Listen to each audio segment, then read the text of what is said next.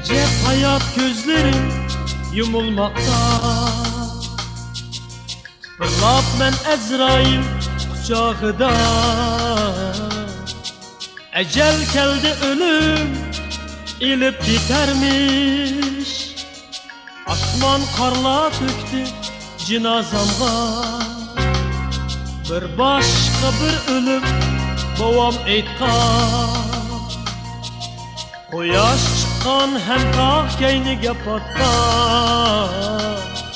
Yaxşı namın faziletin kalsın dünyada. Bakıvende emes bizge bu cihan.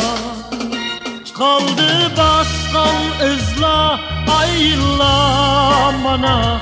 Yığıldı can dostla ecep bu dünya. Kaldı baskan izla ayla mana.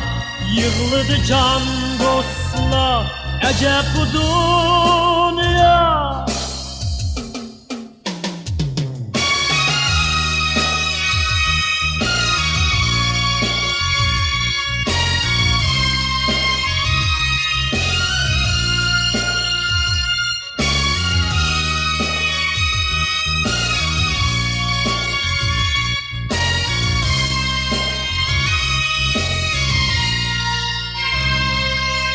Acep hayat gözlerim yumulmakta.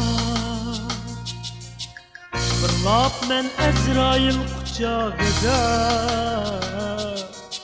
Ecel geldi ölüm ilip gidermiş. Asman karla töktü cinazamga. Bir başka bir ölüm babam aytkan. Koyaş çıkan hem tağ keyniga patkan.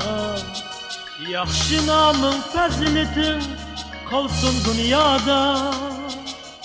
Bakıvende emes bizge bu cihan. Kaldı baskan izla ayla mana. Yığıldı can dostla ecep bu dünya. Kaldı baskan izla ayla mana. Yığıldı can dostla ecep bu dünya.